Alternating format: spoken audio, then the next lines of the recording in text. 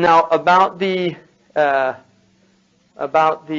first person who actually began to write about the Prophet ﷺ as a seerah is actually a book called Siratu Rasulillah sallallahu alaihi wasallam by Abu Bakr Muhammad ibn Ishaq. Abu Bakr Muhammad ibn Ishaq. And he dies in 151. He was from Iraq. He's a Baghdadi. He died in Baghdad. He's buried in Baghdad. He is the first person that actually writes a seerah. And you can see how early that is in terms of, because it's important to remember 151 seems like a lot of time because it's actually about 120 years after the Prophet ﷺ's death, right? From the point of his bi'tha until that. It's about 130 years. Now that can seem like a reasonably long time. The reality of it is it's not, and the reason for that is Islamic tradition was by and large oral for the first 100 years. In other words, there was very little actual documentation. Ulama were writing down things. Abu Huraira was writing down hadith. The Quran was being written down, but that is not the way it was being taught. And to give you an example, in Mauritania, people memorized the entire Quran without ever looking at a mushaf. Ever. And that's the way they memorized it, to this day. And we were there just recently, and Sheikh Khatri was teaching a child, the Quran, and he recites it, and the child writes it down on the lawh. And so there was somebody there, an Englishman, who just said, SubhanAllah, you don't ever look at a mushaf? And he said, Abadan. He said, most people here don't even have masahib. You know, the people that memorize the Quran in Mauritania, in the desert, they literally don't even have a mushaf. And there was a man there that I spent some time with who literally, he just recites Quran all day long and a good part of the night. That's just what he does. All the time.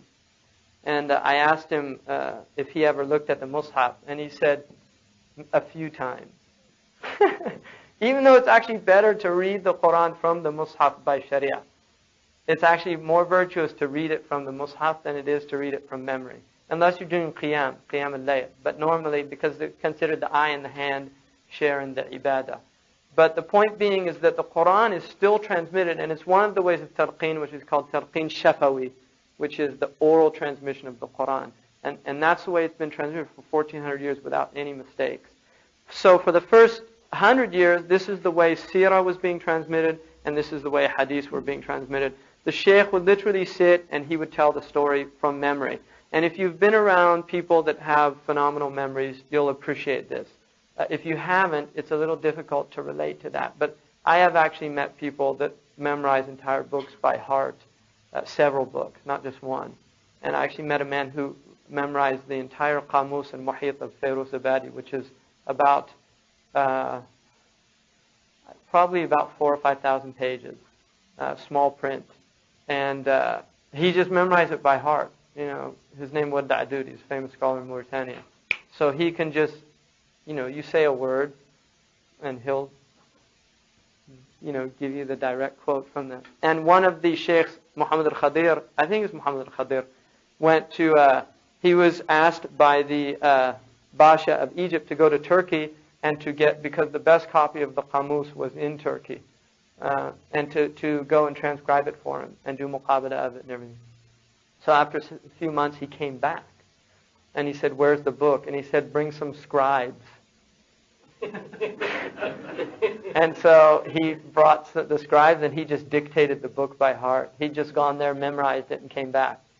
And another story, Muhammad Salim, I think, who was another Mauritanian, was once in Mali, and two Bambara people started arguing in front of him, and one killed the other.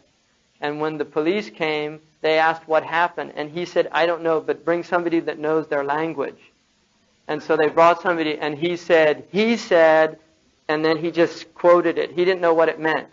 And then he said, and then he said, and he quoted it, he didn't know what it meant. And went back and forth until the man determined what actually had happened. And that's a true story. It's not like a made-up story. So there are people in our tradition, and not just Muslims. I mean, non-Muslims. There have been non-Muslims that have these type memories where they can literally just memorize everything that they hear. And I know that there's a woman in Sadika whose husband was Muhammad Ahid, I think, who died not that long ago. And Muhammad Ahid said that he never heard anything or read anything except that he remembered it, ever. And so there's people that Allah gives that gift to. The early community had that. And so what that meant is that they did not need, they were actually, the person was more reliable than the book. That's what's extraordinary if you think about that. The person was more reliable than the book. And what the ulama said is that the knowledge in the Salaf was in their breast. In other words, wherever they went, it was with them. And Imam Shafi'i says, my knowledge is in my breast, it's not in a chest back at home. So if I go to the marketplace, it's with me. And if I go to the masjid, it's with me. Wherever I go, my knowledge is with me. It's not like a chest of books. And also Imam al-Ghazali, radiallahu anhu, he spent 2 years transcribing his several books from a library in Samarkand. And on his way back, some brigands robbed their caravan. And they were taking all these books that he just spent 2 years writing down. And he said to the chief of the brigands, please just don't take my knowledge. It's of no benefit to you. And the brigand laughed. And he said, what kind of knowledge is it that the likes of me can steal it from you? And he said, Imam al-Ghazali said, he realized that Allah had made him say that to him to let him know that if you didn't memorize it, it wasn't, it was something you could lose any time. And he said after that, he memorized everything that he studied.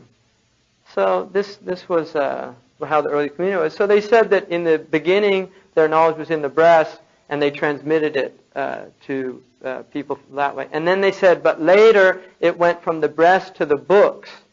But the ulama became the keys through which the books could be unlocked for the students. In other words, now knowledge is in the books. It's no longer carried around by people. But the person who studies the books with a sheikh, the sheikh acts as a key to understanding the meanings so that they don't make mistakes. And that's what happens. So 151 is actually an early period to have actually the seerah written down. And Ibn Ishaq is still considered the foundational seerah of all seerah literature.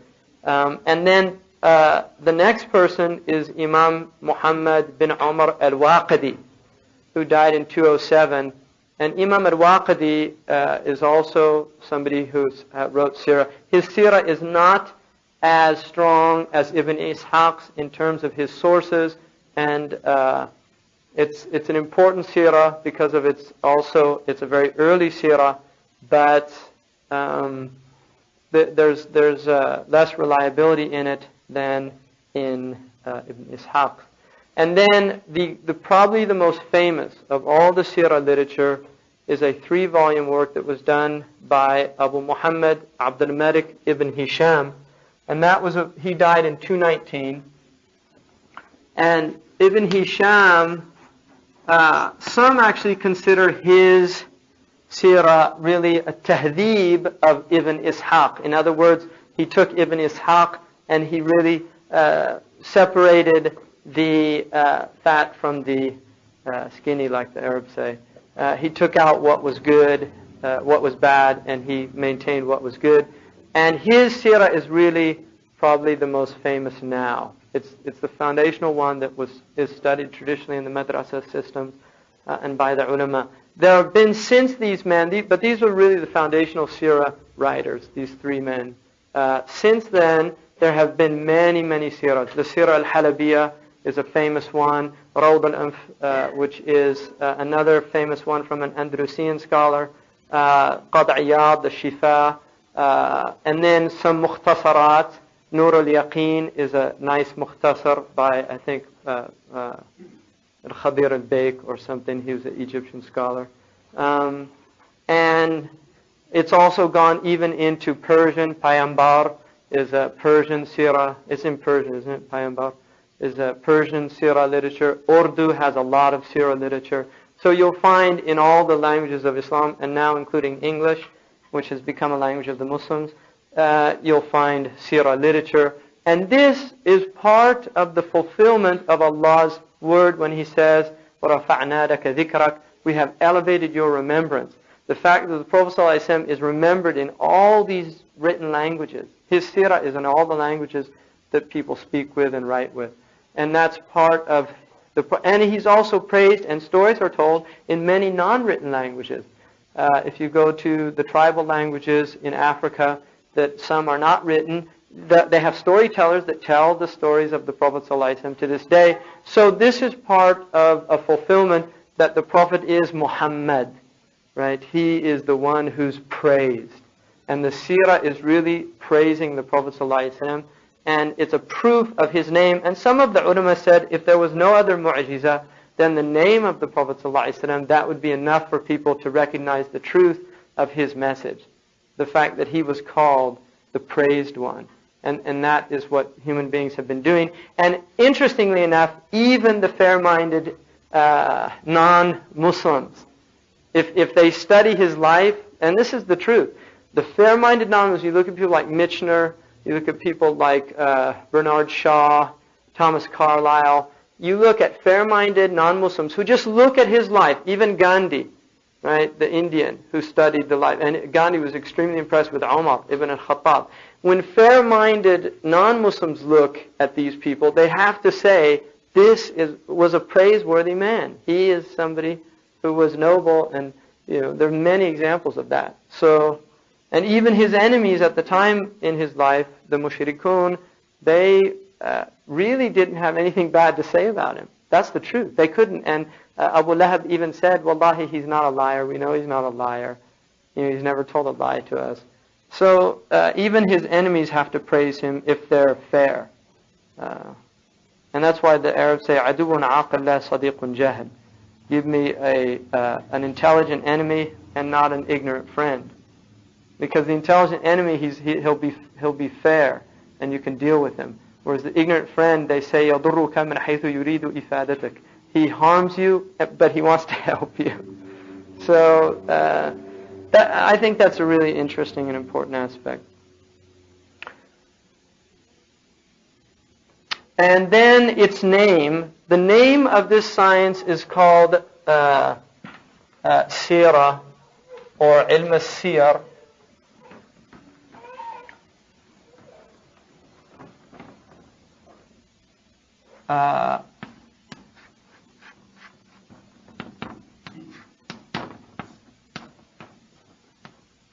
Sirah. It has a ta at the end, Sirah.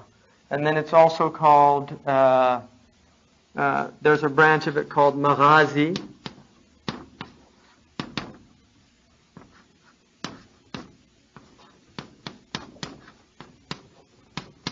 It's also called Al-Waqaya'.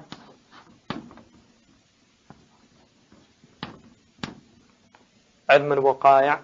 It's called Ash-Shama'il, if it relates to his outward or his inward character, which is why he calls it Shama'il, Imam Tirmidhi. So it has these different names. These are all names that it's given. Sirah, and the plural is Siyar.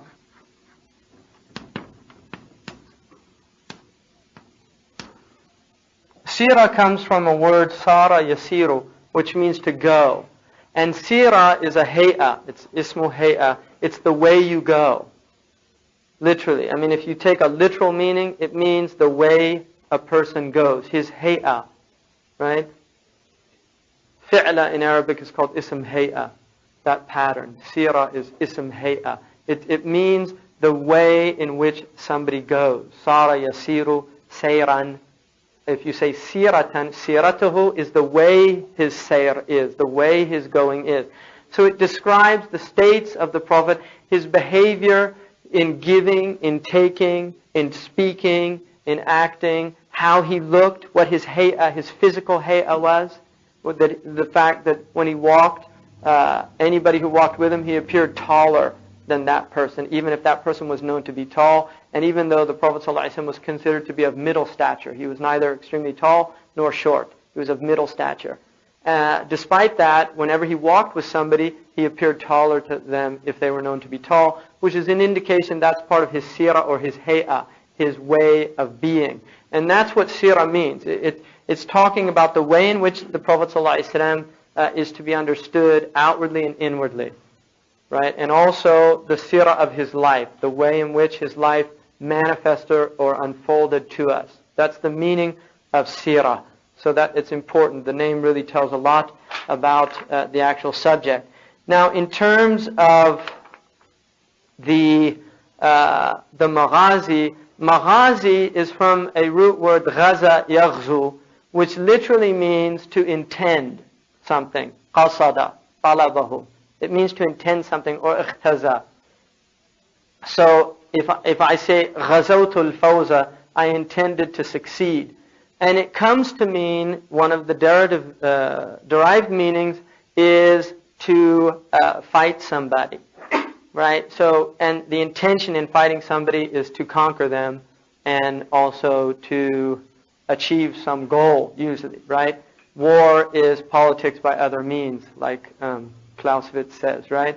In other words, politics, the whole point of politics is to achieve certain ends.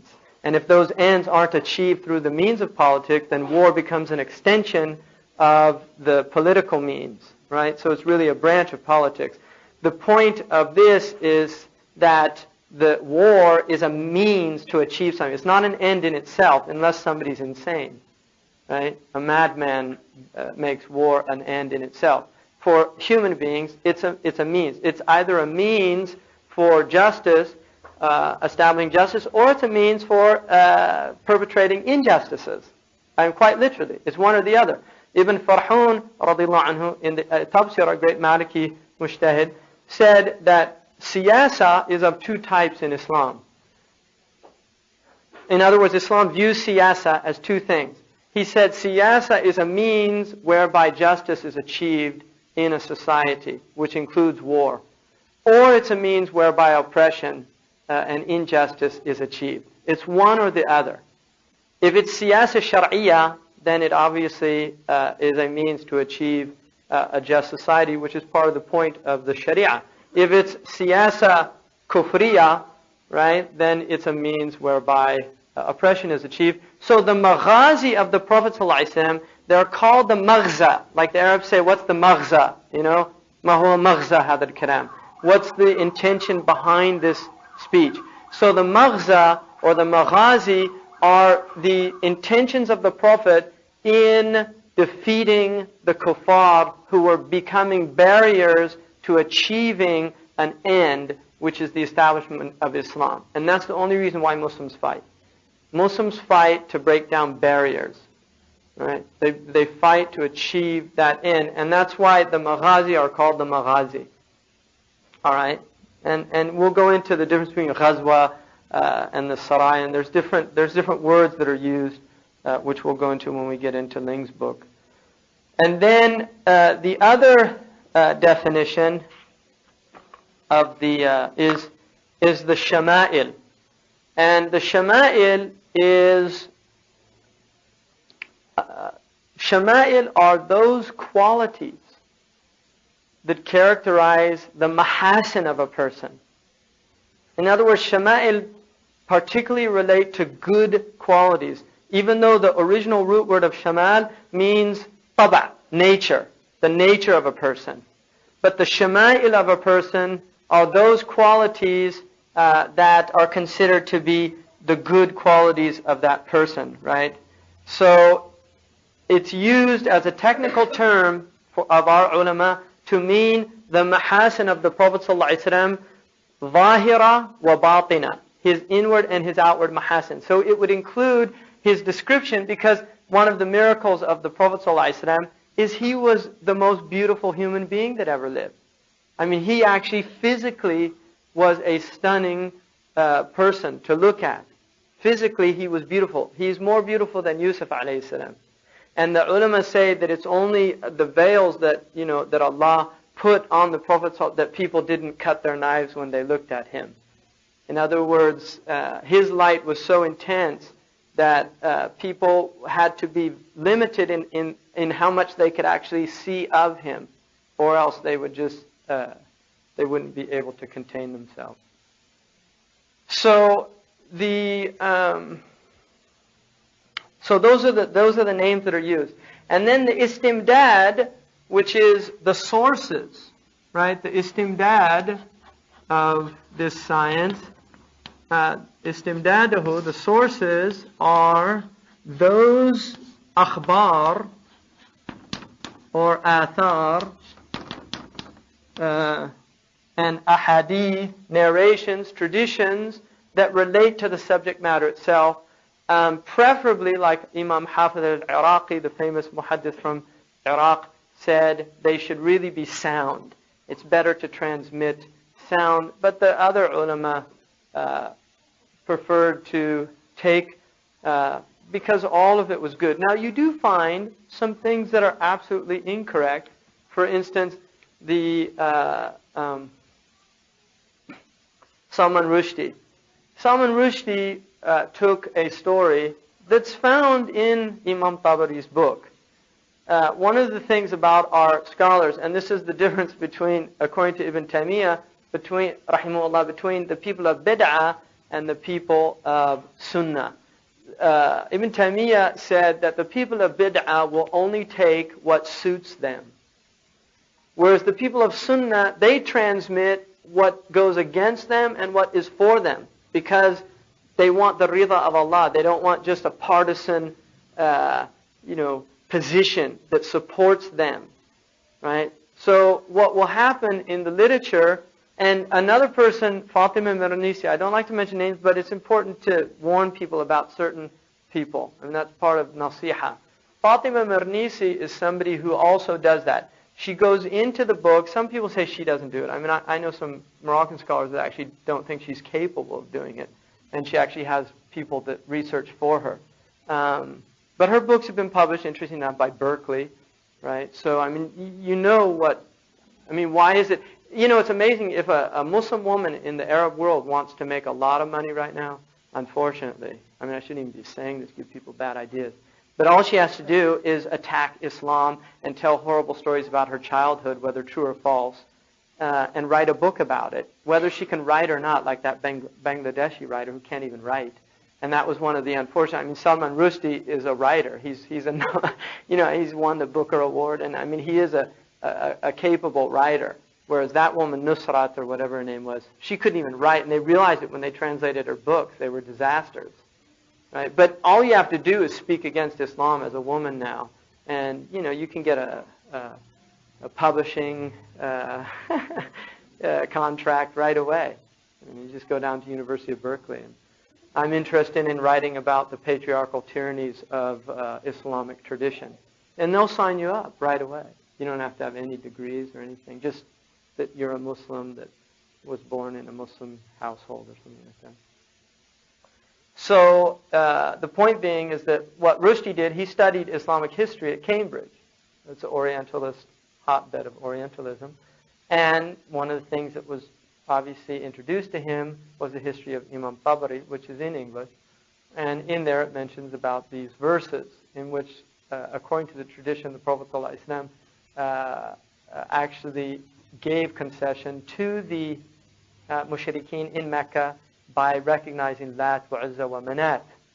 And then later, according to the tradition, said that Shaitan had actually tricked him and that it wasn't the case. And so those ayahs were removed from the Quran. Our ulama, Qadi Abu Bakr, Ibn al-Arabi says it's a completely fabricated narration and has no foundation. But there's an example where something got into the seerah literature and now has been used by the enemies of Islam, whereas traditionally it was left in the books because Imam Tabari was an imam and he did record it, and the fact that he recorded it is noteworthy in and of itself. So that's just an example of what can happen with seerah literature. So The other thing is it's also related to the Quran and the Hadith, because Badr is extensively mentioned in the Quran. Uhud is extensively mentioned in the Quran.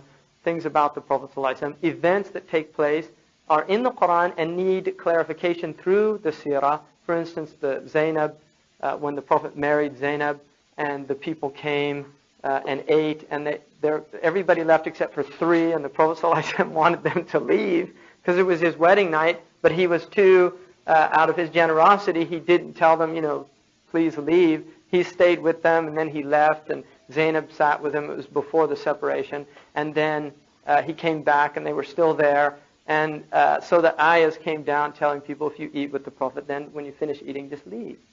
So that's an example where, verses in the Quran are explained through the seerah literature.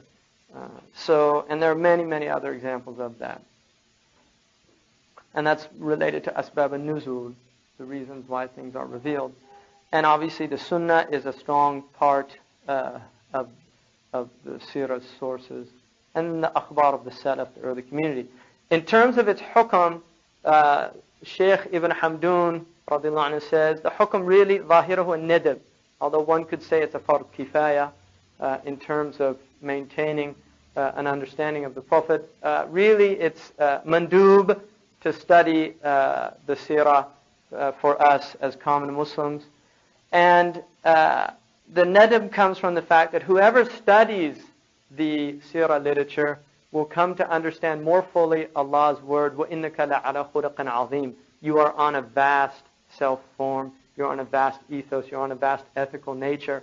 That the more you study the seerah of the Prophet, the more you realize that. And also because it is an obligation to love the Prophet ﷺ by Sharia. It is called shartu sihha lil iman. In other words, your iman is actually not sound if you don't love the Prophet ﷺ. It is a condition of iman that you love the Prophet ﷺ. And from that point of view, you could even say that there's a fard there, because if you don't know somebody, it's hard to really love them. You have to come, it's a famous line in this culture, I love you, and they say, you don't even know me, right? How can you love me, right? In other words, you really don't love a person until you come to know them, and then you can say fully, you could really tell them, I love you, because it's based on knowledge. And so loving the Prophet is based on knowing him, and knowing him is based on studying his seerah. It is also a shart. So it's a shart. Everybody knows shart is a condition. It's a condition of the soundness of iman to love the Prophet. It's a condition of the perfection of iman to love the Prophet more than anybody, including your own self. So your iman is not complete until the Prophet ﷺ is more beloved to you than everything in creation, with the exception of Allah subhanahu wa ta'ala. Right? In other words, you actually love the Prophet more than your own self. And the famous story in which the Sayyidina Umar said, Ya Rasulullah, inni uhibbuka akthara min kulli shay'in ma siwa nafsi allati bayna jambayya. I love you more than everything other than my own self, between my two sides. And the Prophet ﷺ said, Ya Umar, لا يؤمن أحدكم حتى يحبني أكثر من والديه ومن بنيه ومن ماله ومن نفسه التي بين جنبيه. None of you loves me truly until he loves me more than his parents, than his wealth, than his children, and even his own self between his two sides. O kama qala sallallahu alayhi wa sallam. And Omar immediately said, Ya Rasulullah, I love you more than my nafs, even that's between my two sides. And the Prophet sallallahu alayhi wa sallam said, Al-ana ya Omar. Now your iman is complete. So that's important in really coming to love the Prophet ﷺ, is recognizing that our iman is not complete until we love the Prophet. Now,